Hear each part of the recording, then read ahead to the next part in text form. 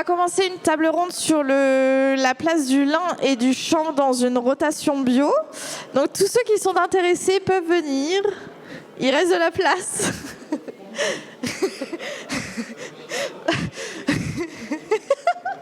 Les places sont limitées, attention. Je crois qu'on a beaucoup de gens à la commission Philas, à mon avis. Aïe. Ah oui, c'est ça. Sinon, on fait la table ronde dehors. Il y aura plus de monde. Donc, l'idée, c'était de... Il y a beaucoup d'agriculteurs bio qui ont le questionnement de comment placer le lin et le chanvre textile dans la rotation. On n'a pas de réponse toute faite à apporter à cette question-là, mais il y a déjà plusieurs années d'expérience sur différents territoires de combinaison de ces cultures. Donc l'idée, c'est plutôt de réfléchir ensemble à qu'est-ce que ces cultures peuvent apporter dans une rotation. Est-ce qu'elles ont des places privilégiées? Est-ce qu'elles peuvent servir...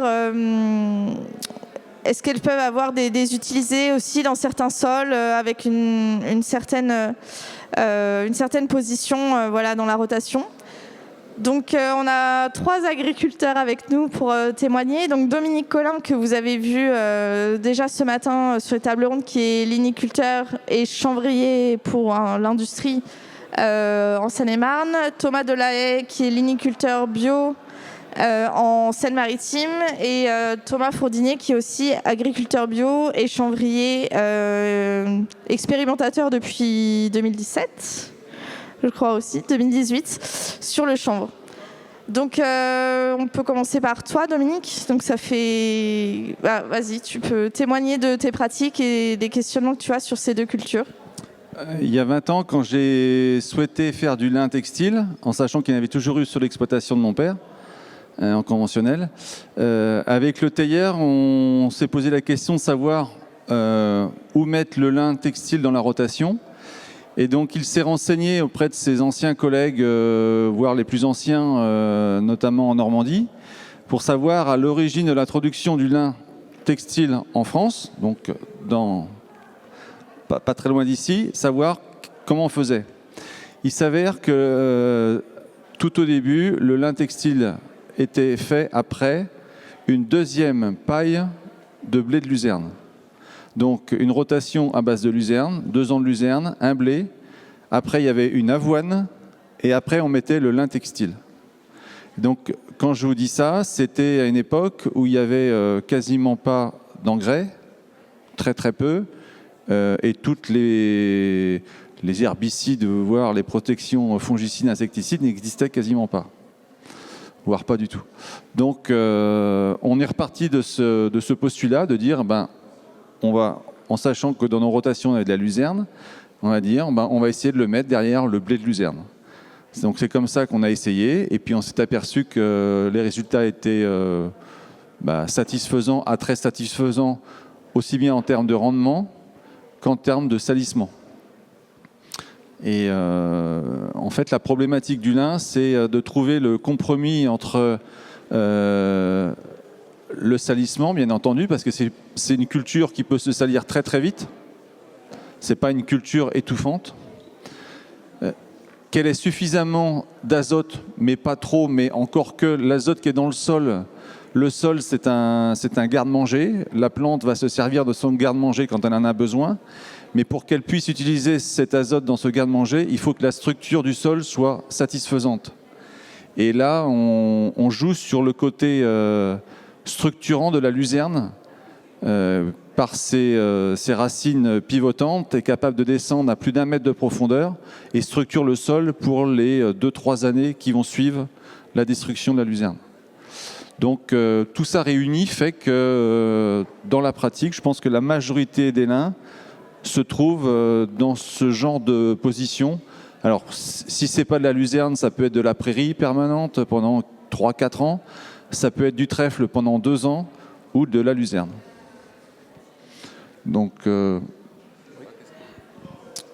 Pour nous, donc nous on est polyculteurs éleveurs en Seine-Maritime. Nous on fait du lin depuis 5 ans en bio et du coup on s'est posé exactement la même question. Et donc on s'est renseigné auprès des agriculteurs bio qui faisaient du lin. Et le même constat, c'était le lin était derrière une paille, un blé ou une avoine derrière prairie ou luzerne. Et du coup, nous, pour notre cas, on a placé le lin derrière un métail. Et le métail est précédé de 3 ans de prairie. Et du coup, ça fait 5 ans qu'on fait ça. Enfin, on démarre la 5e année. Et pour l'instant, le constat est vraiment très bon au niveau adventice et au niveau rendement, quoi. On a des rendements qui sont largement aussi bons que les conventionnels, donc pour l'instant on ne change pas. Voilà. Et nous, derrière le lin, on fait une betterave sucrière, ce qui est peut-être pas forcément le top question désherbage, mais question agronomique. Je vois avec les nouvelles arracheuses qu'on a aujourd'hui, on déstructure quand même, enfin on abîme quand même le sol. Et du coup, ça nous permet de replacer une prairie derrière la betterave et essayer de restructurer le sol pour la culture de lin qui reviendrait 3 ans après, quoi. Donc voilà, on est parti comme ça et ça se passe plutôt pas trop mal pour l'instant, quoi. Voilà.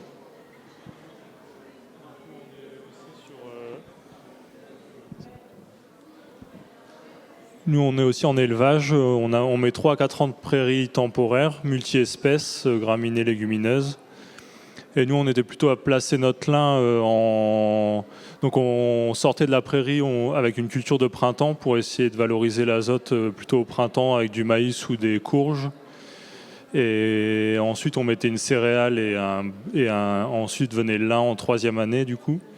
Et on a plutôt l'impression d'être un peu court en azote au niveau du lin, notamment, par exemple, là, en fonction des couverts. On fait souvent des essais de différents couverts et on voit que derrière un couvert de trèfle blanc, par exemple, semé dans la céréale de l'année précédente, on a un lin plus poussant que dans un couvert classique semé en été. Du coup, on est plus, comme les collègues, à la ramener en 2e année derrière prairie temporaire. Et voilà, pour le lin. Donc pour le lin, en tout cas, ce que je retiens, c'est qu'il faut qu'on ait une bonne structure du sol pour que lui puisse bien se développer. Et en même temps, le placer en début de rotation, ça permet de gérer le salissement. Donc ça rejoint ce qu'on disait ce matin. Et ensuite, par rapport au chanvre, donc une autre fibre libérienne, une autre culture à textile dans la rotation. Comment s'est passée l'introduction du chanvre dans les rotations sur vos fermes ? Juste un dernier complément par rapport à la rotation du lin. On a trop souvent le réflexe de dire, de regarder le précédent par rapport au salissement. Mais ce n'est pas le précédent qu'on doit regarder, notamment pour une culture de printemps, c'est l'anté-précédent. Parce que dans un système où on laboure, quand on va faire un labour pour le lin, en fait, on va remonter les mauvaises herbes qu'on a enterrées 1 an plus tôt. 2 ans plus tôt, pardon. Et donc, c'est pour ça que quand on sort de 2 années de luzerne ou 2-3 années de prairie temporaire, on est sur des cycles où les mauvaises herbes du lin n'étaient plus présentes, donc on n'a pas enterré, et quand on ressort pour labourer, pour faire le lin, on est bien. Voilà. Donc pour le chanvre, la similitude avec le lin, c'est que c'est une plante qui a besoin d'avoir une bonne structure pour se développer, sauf qu'elle est un petit peu plus rustique. Autant le lin, quand on est sur des sols qui ont des gros problèmes de structure, le lin va se bloquer à 30 ou 40 cm et rien faire du tout. Le chanvre, on est déjà sur un cycle beaucoup plus long que le lin. Le lin, on le sème mi-avril pour l'arracher 14 juillet. Donc, en gros, c'est très très court, 3 mois. Le chanvre, c'est une culture printemps-été. Donc, une capacité de rattrapage beaucoup plus longue. Alors, pour la fibre longue, du coup, il est fauché à floraison. Donc, c'est pas le même itinéraire technique. Enfin, il y a les 2 itinéraires techniques pour le chanvre. Effectivement, pour la graine, quand on va jusqu'à la graine, il est en place l'été et on le récolte à l'automne, on va dire. Tandis que pour la fibre longue, on va le faucher mi-août, globalement, à floraison. Donc c'est aussi un cycle assez court, finalement, comparable à celui du lin. On a un mois de plus quand même. Mais il est semé en mai. Ouais, semé un mois plus tard et fauché un mois plus tard. Donc c'est à peu près équivalent sur la fibre longue. Après, au niveau comportement du chanvre, je vous ai dit que le lin n'était pas une plante étouffante en tant que telle. Ça n'étouffe rien du tout. Le chanvre, pour le contre, c'est une plante, dès lors qu'on a réussi la levée, donc on a un peuplement suffisant, va avoir une croissance très, très, très, très rapide et qui va couvrir très, très rapidement le sol. Et le constat, c'est que les mauvaises herbes qui commencent à lever sont rapidement couvertes, donc privées rapidement de lumière. La concurrence est très très forte, chose qu'on n'a pas sur le lin. Ce qui peut, au terme de rotation, nous permettre plus de souplesse sur la place du chanvre dans la rotation. Et à mon sens, le chanvre peut être une culture intéressante en fin de rotation, à condition de rapporter un petit peu à manger au chanvre, donc soit sous forme d'un couvert de légumineuses, soit sous forme de... moi, en pratique en chanvre industriel, c'est la seule culture où je rapporte un petit peu de bouchon. Donc de l'azote organique, qui est apporté juste avant le semis, à raison de 50-60 unités, puisqu'en fait on est sur un cycle qui ressemble un peu au maïs, c'est-à-dire où le produit va vraiment être exploité, parce que ça va minéraliser pendant tout l'été. Voilà.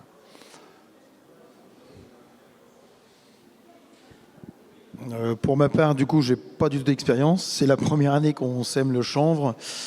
Donc voilà, là on l'a placé derrière la prairie parce que ça se tombait comme ça dans la rotation. C'est peut-être pas forcément la bonne solution question verse.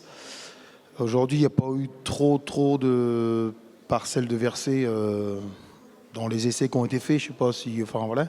Donc c'est encore assez flou là-dessus, mais il faut faire attention quand même à ça. Donc voilà, nous dans l'objectif, c'est plutôt de le placer derrière le lin. Et avant betterave pour faire une question désherbage aussi avant betterave, quoi. Donc on va voir sur le long terme pour faire comme ça, quoi.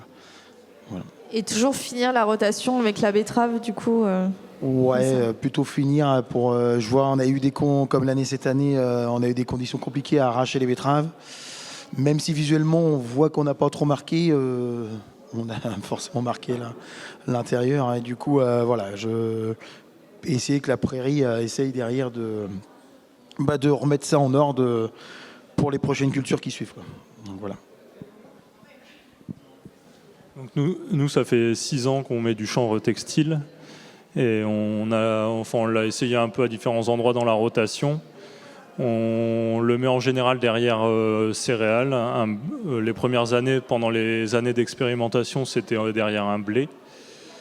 Ensuite, là, depuis 3 ans, on l'a essayé derrière métail, plutôt triticale févrole.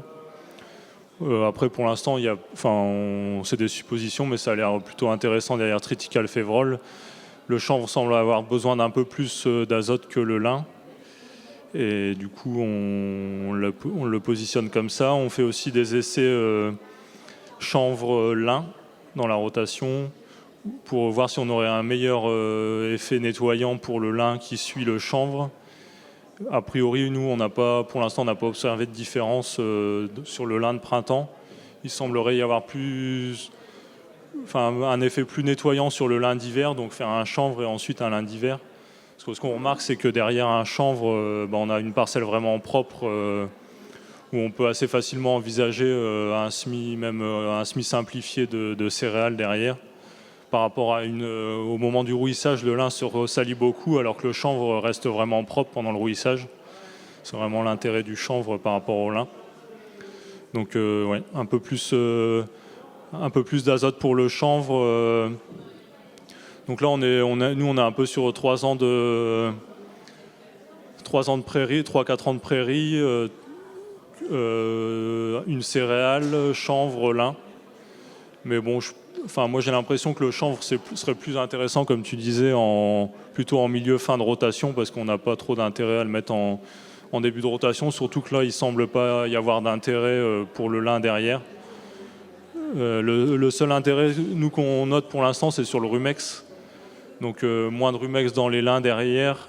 Par exemple, en 2022, une parcelle avec beaucoup de rumex, un triticale févrole avec beaucoup de rumex, un chanvre avec des rumex aussi. Mais donc les rumex restent à l'ombre pendant un cycle. Et du coup, dans le lin, l'année d'après, pas de rumex. Par contre, on a de nouveau des rumex dans le blé d'après, après le lin. Mais sur l'année qui suit le chanvre, on semble avoir un effet quand même assez intéressant sur le rumex. Ça a confirmé quelques essais où des personnes ont fait chanvre, blé, avec des parcelles avec beaucoup de rumex. Et là, on a un effet un peu plus long. Enfin, il semble y avoir un effet un peu plus long terme sur le rumex, où on a vraiment réussi à détruire les rhizomes. Ils se retrouvent pendant 2 ans dans le noir. Et du coup, on a vraiment cet intérêt. Nous, sur le chardon, je ne sais pas ce que tu en penses en chanvre industrielle, nous, en chanvre textile, c'est vraiment des densités très fortes, autour de donc 250-300 pieds. Et ce qu'on observe, c'est que même avec des parcelles avec des ronds de chardon, donc il y a 2 ans, pareil, des parcelles avec des ronds de chardon, on avait beaucoup moins de chardon, on avait même quasiment pas de ronds de chardon dans le lin qui suivait le chanvre. Et en fait, dans le chanvre, les chardons arrivent à pousser, mais ils sont tout fins, la tête un peu nécrosée, ils n'arrivent pas à fleurir, ils sont vraiment dans le noir. Donc pareil, assez intéressant sur ces 2 vivaces. Enfin, ça semble quand même assez intéressant sur ces 2 vivaces-là. Par contre, pas d'effet nettoyant pour l'instant dans les essais sur les dicotes de printemps, kénopodes, renoués, tout ça. Donc effectivement, à Lin et Chanvre Bio, on a conduit des essais succession chanvre-lin chez 4 agriculteurs. Et le résultat le plus intéressant, c'était effectivement sur un essai chanvre textile, donc pour la fibre longue, et du lin d'hiver derrière.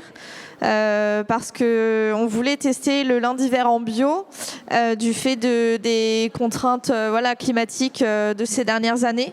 Donc le lin d'hiver en bio, ça se fait très peu parce que c'est la gestion du salissement, la grosse problématique. Et derrière chanvre, on avait un lin d'hiver en bio qui était vraiment très propre et qui a bien tenu, qui a toute la croissance et qui a été correctement arraché, qui a bien rouillé, qui a donné un super résultat. La difficulté aussi, c'est que le chanvre pour la fibre longue, on va plutôt le mettre dans des bonnes terres entre guillemets, alors que le lin d'hiver, on le met plutôt dans des terres plus superficielles, un peu plus pauvres. Donc finalement, c'est des positionnements qui sont pas forcément logiques aussi, mais si par la suite le chanvre textile peut permettre de débloquer, en tout cas d'avoir une solution pour du lin d'hiver. Voilà, c'est à creuser. On mène encore des essais pendant 1 an. Mais c'est peut-être quelque chose d'intéressant pour les agriculteurs bio qui sont dans des terrains plus compliqués ou qui ont de plus en plus de problèmes avec du lin de printemps. Et d'ailleurs, au niveau des sols, par exemple, Thomas, je sais que tu as des sols assez variés sur ta ferme. Et justement que le chanvre peut permettre aussi de... quel est le résultat du chanvre sur ces terrains-là par rapport au lin ? Nous, quand on a démarré ces chanvres en 2018, c'était aussi dans le but en se disant, en fait, par exemple, on a des sables séchants et on s'est dit, le chanvre, c'est la réflexion, c'était de dire le chanvre, c'est une plante qui pousse rapidement et qui est assez puissante avec son rhizome. Et en fait, dans les sables séchants, ça donne pas grand-chose de mieux qu'une autre culture. Et ça semble assez aussi sensible aux problèmes de structure que le lin. En chanvre textile, si on va avoir une parcelle homogène, bien tablée, on a vite des défauts de structure. Dès que les sols sont un peu argileux, on voit vite des problèmes de structure au niveau des passages de préparation de sol, tout ça par exemple. Et pareil, au niveau de la position dans la rotation, il semble plus flexible que le lin, mais c'est assez régulièrement que chaque année, on voit des parcelles qui sont en concurrence avec les mauvaises herbes. Nous, on a eu le cas l'année dernière, d'autres dans le réseau d'expérimentation ont eu souci les années précédentes sur des parcelles un peu sales en dicote, par exemple, dans des sables, en kénopode, en renouée persicaire, par exemple. Et avec un démarrage un peu lent du chanvre au printemps, comme l'année dernière, avec un mois de juin très sec, beaucoup de vent de nord, et nous, on a eu des zones où le chanvre n'a pas dépassé les 1 mètre, il était en concurrence avec les kénopodes et les renouées persicaires.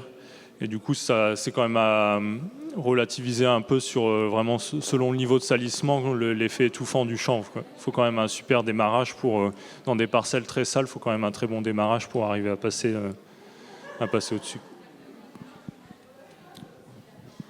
J'aurais rajouté 2 petits points sur la conduite du chanvre.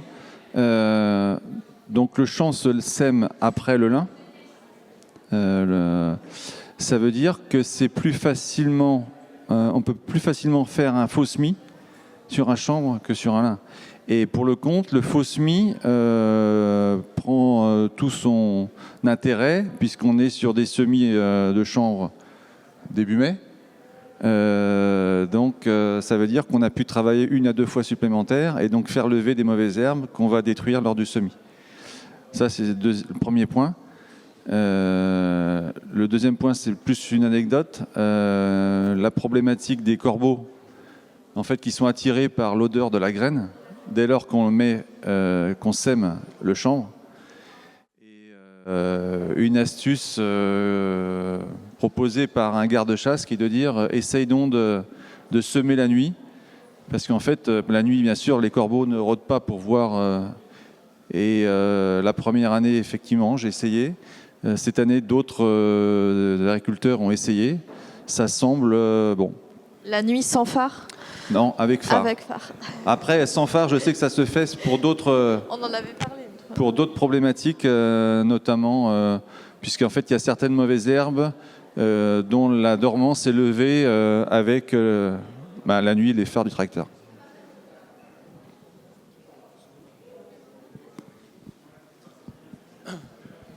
Ouais, nous, cette année, on a fait l'essai sur semer une partie du champ de nuit parce qu'on en avait parlé avec Nathalie.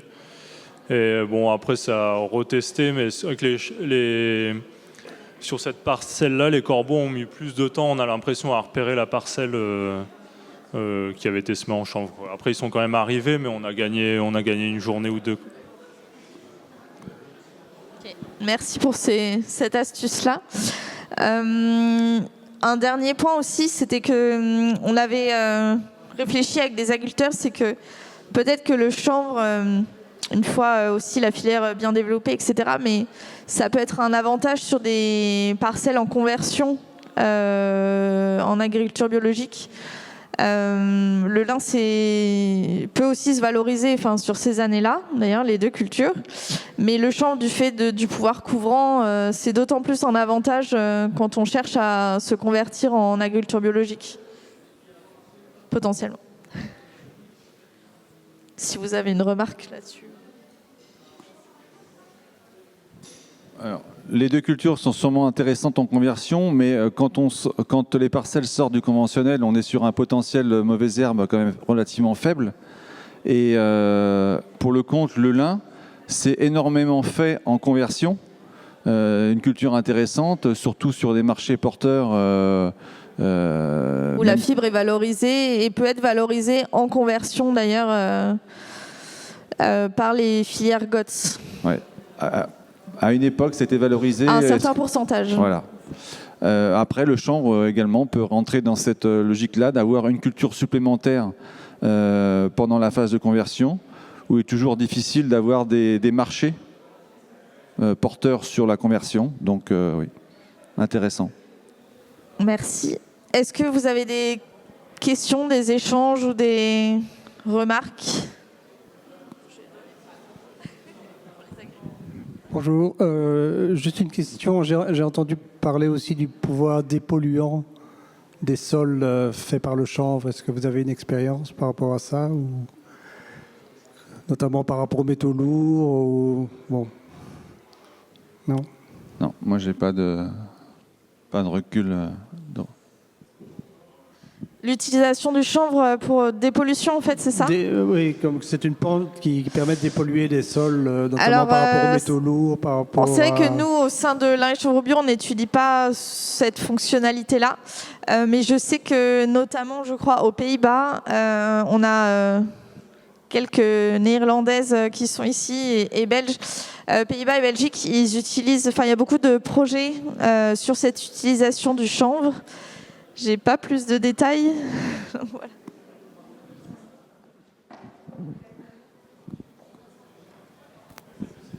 Si je dis pas de bêtises, je crois qu'aux États-Unis, il y a The Organic Institute qui ont fait un boulot là-dessus, sur le chanvre dépolluant.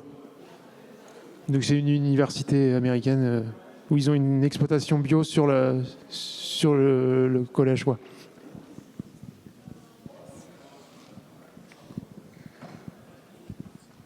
Merci pour tous ces témoignages. J'avais 2 questions. La première, c'était sur est-ce que vous avez noté une augmentation du rendement sur les cultures qui suivent le chanvre?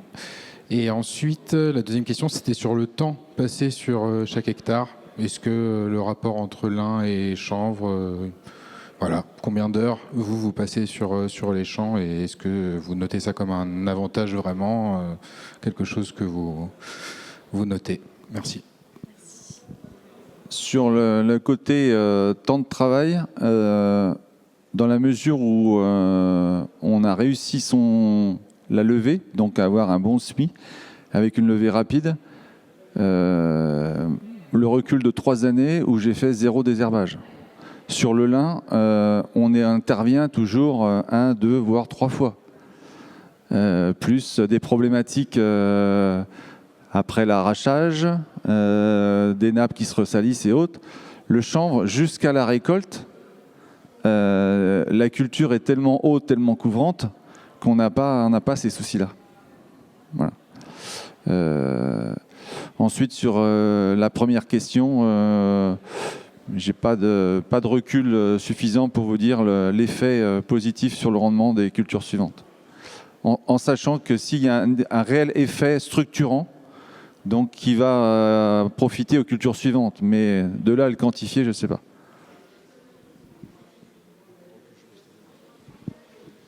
Dans les essais succession, donc de mettre du lin derrière le chanvre, on n'a pas nous on n'a pas observé dans les essais sur le lin de printemps de différence de rendement, même en termes de hauteur, il n'y avait pas de différence. Donc c'était nous par exemple sur une parcelle, c'était un triticale févrole d'un côté, un chanvre de l'autre, et puis l'année d'après toute la parcelle en lin. On n'a pas noté de différence de rendement grâce au chanvre.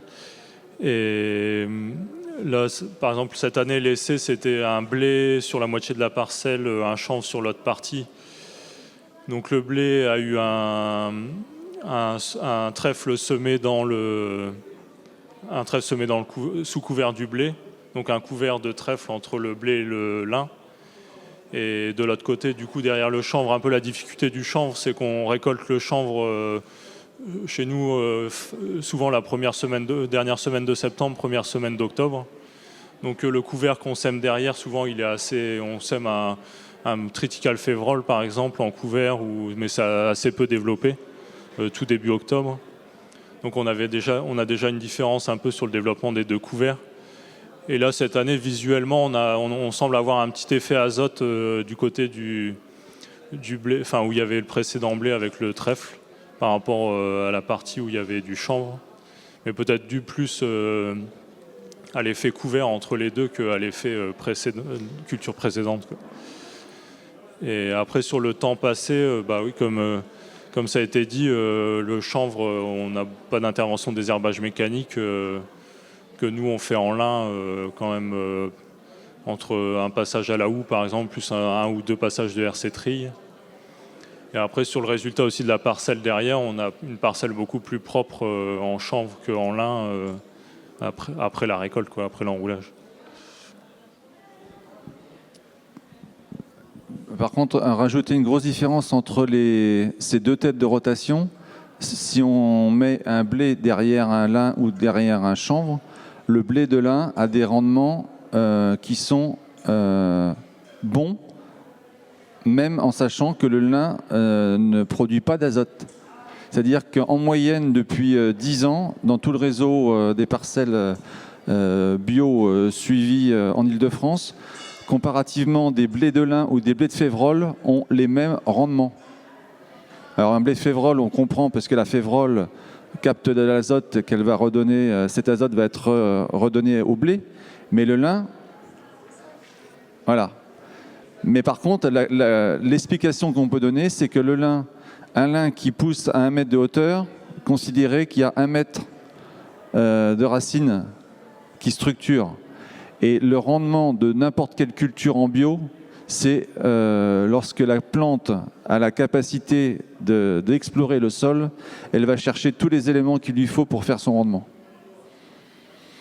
Et par contre, le chanvre, je ne dirais pas la même chose sur les blés de chanvre qui sont généralement des blés qui vont avoir plus faim, voilà, plus besoin d'azote. Par rapport à cet effet azote, ça a été pas mal étudié par l'agence de l'eau. Enfin, nous, on est sur un bassin d'alimentation de captage sensible. Du coup, on fait pas mal de reliquats d'entrée hiver. Et derrière le lin, il y a des gros reliquats entrée d'hiver, parmi les plus gros qu'on a dans les différentes successions, quoi. Et du coup, on suppose que le lin pourrait aussi restituer de l'azote au cours du rouissage, restituer son azote au sol au cours du rouissage. Et par contre, je ne sais pas s'il y a déjà des résultats sur le chanvre en reliquat entrée d'hiver. On suppose qu'il y a des fortes probabilités qu'il y ait aussi un fort reliquat entrée hiver après chanvre.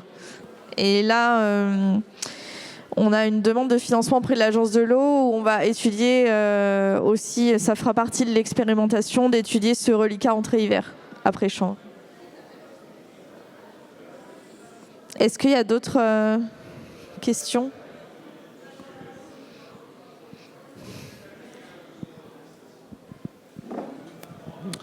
Bonjour. Qu'est-ce que vous faites comme couvert avant lin et avant chanvre ? Est-ce que c'est les mêmes ? Est-ce que vous faites des couverts différents vu qu'il y a un mois de décalage sur les dates de semis ? Donc nous, avant lin, ça fait plusieurs années que c'est du chanvre. Enfin, ça fait 2 ans que c'est du chanvre et du coup, on met comme je disais, un triticale févrole, enfin un truc qui arrive quand même un petit peu à pousser au mois d'octobre, novembre. Mais c'est jamais très développé, quoi. Sinon, on faisait avant lin, nous on fait par exemple beaucoup de févrole avec un peu d'avoine, facélie, tournesol par exemple.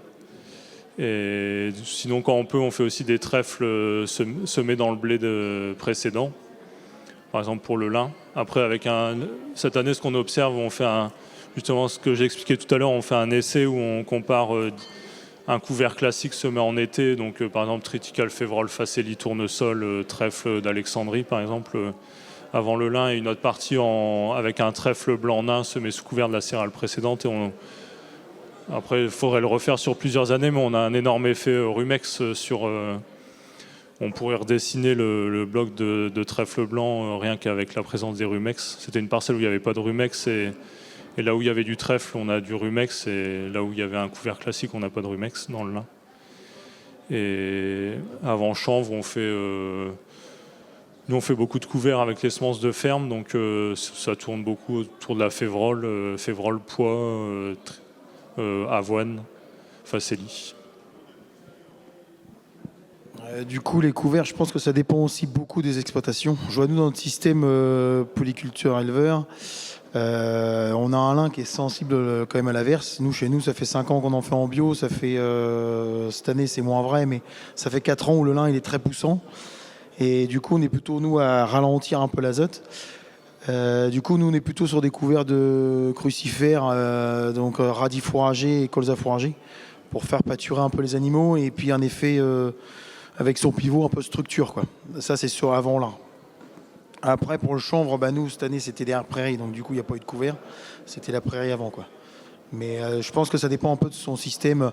Une personne qui n'a pas du tout d'élevage va avoir tendance à plutôt apporter un peu de trèfle dans son couvert pour apporter un peu d'azote à sa culture, à son lin derrière, quoi. Donc voilà. Donc en complément, au niveau trèfle semé sous couvert de céréales, avant le lin, Arvalis vient de démontrer que ça provoquait la levée de dormance des rumex. Ça a été communiqué là, ce printemps, notamment par rapport à leur essai bio longue durée, de s'apercevoir que voilà, il y avait ce phénomène qui se voit un peu partout. Donc l'autre solution, si on veut se prémunir de ce désagrément rumex, c'est de dire après la moisson, au plus vite, je vais semer mon trèfle. Donc là, on n'est plus du tout sur les mêmes trèfles qu'on sème sous couvert. On est sur des trèfles à croissance rapide, des trèfles d'été, type trèfle de Perse, trèfle d'Alexandrie, l'incarnat, c'est possible aussi. Ça peut être du tabor, ça peut être éventuellement du trèfle violet. Mais les trèfles blancs, on les réserve uniquement pour des semis de printemps. C'est des trèfles qui s'installent beaucoup plus longuement et ne feront pas suffisamment de matière en étant semés au 1er août ou au 15 août. En sachant que la date butoir pour semer des trèfles, selon les régions, on va dire, et les zones et l'humidité, mais le 15 août, c'est un peu une date maxi, parce qu'ensuite, les jours raccourcissent et ces trèfles sont très sensibles en fait à la longueur du jour. Et pour avoir suffisamment de matière, il faut qu'ils aient encore des jours suffisamment longs. Donc ce trèfle, il va pousser soit jusqu'au printemps, quand on est dans des logiques de labour de printemps comme ici. En Seine-et-Marne, on est plutôt sur des labours d'hiver, puisqu'on a des sols relativement hétérogènes, argileux et limoneux. Donc c'est des parcelles qui vont être labourées entre le 15 novembre et le 15 décembre. Et la destruction du trèfle se fera 15 jours avant. Voilà. En essayant, quand c'est possible, de ne pas utiliser le broyeur. Voilà. Et pour le chanvre, c'est la même chose. On fait un peu la même logique d'essayer de semer quand on peut du trèfle. Le coût de la semence de trèfle par rapport au gain de reliquat procuré par ce trèfle est beaucoup plus avantageux que d'acheter de la fiente ou quelconque autre engrais organique. Merci beaucoup, je pense qu'on peut terminer là. Merci beaucoup pour vos témoignages.